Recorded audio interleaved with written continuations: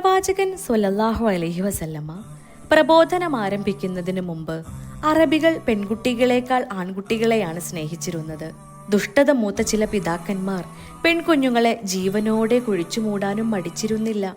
ആ കാലഘട്ടത്തിൽ ഇസ്ലാമിലേക്ക് വരുന്നതിന്റെ മുൻപ് അറിവില്ലാത്ത കാലത്ത് ചെയ്തുപോയ ഒരപരാധം പശ്ചാത്താപത്തോടെ നബിയോട് ഒരാൾ ഏറ്റുപറഞ്ഞു. അയാൾക്ക് ഒരു മകളുണ്ടായിരുന്നു. ഉപ്പയോട് അവൾക്ക് എന്ത് ഇഷ്ടമായിരുന്നെന്നോ. ഉപ്പ വീട്ടിലെത്തിയാൽ അവൾ ഓടിച്ചെന്ന് അയാളുടെ കഴുത്തിൽ തൂങ്ങി തെരുതെരാ ഉമ്മ വയ്ക്കും. പക്ഷേ അയാൾക്ക് അവളോട് ഒട്ടും സ്നേഹമുണ്ടായിരുന്നില്ല. ഇവളെ എങ്ങനെയെങ്കിലും കൊന്നുകളയണം. ഇതായിരുന്നു പലപ്പോഴും അയാളുടെ ദുഷ്ടചിന്ത. ഒരു ദിവസം അയാൾ മകളെ പുറത്തേക്ക് വിളിച്ചുകൊണ്ടുപോയി. ഉപ്പയോടൊപ്പം അവൾ തുള്ളിച്ചാടി പുറത്തിറങ്ങി. മകളെയും കൊണ്ടയാൾ ആ പൊട്ടക്കിണറ്റിനടുത്തെത്തി. ദുഷ്ടൻ ആ കുഞ്ഞിനെ തൂക്കിയെടുത്ത് കിണറ്റിലേക്കെറിഞ്ഞു. ഉപ്പാ എന്ന് വിളിച്ച് അവൾ പൊട്ടിക്കരഞ്ഞു.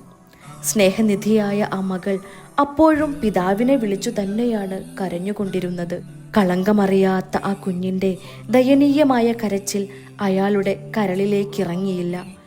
ആ പൊട്ടക്കിണറ്റിൽ ഭക്ഷണമില്ലാതെ വെള്ളം കിട്ടാതെ തേങ്ങി തേങ്ങി കരഞ്ഞ് ഒടുവിൽ അവൾ മരിച്ചുപോയി. ഈ കഥ കേട്ട് പ്രവാചകന്റെ കരളലിഞ്ഞുപോയി. തിരുനേത്രങ്ങളിൽ നിന്ന് കണ്ണുനീർ ധാരധാരയായി പ്രവഹിച്ചു. തിരുമുഖം ചുവന്നു തുടുത്തു.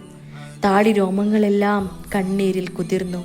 ഈ രംഗം കണ്ട ശിഷ്യന്മാരും കരഞ്ഞുപോയി.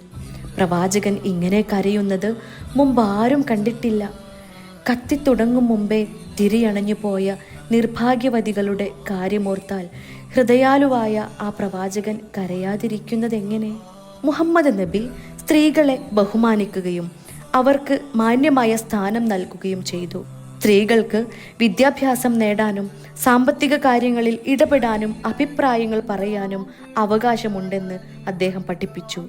ഭാര്യമാരെയും പെൺമക്കളെയും സ്നേഹിക്കാനും ബഹുമാനിക്കാനും അദ്ദേഹം പുരുഷന്മാരെ പ്രോത്സാഹിപ്പിക്കുകയും ചെയ്തു.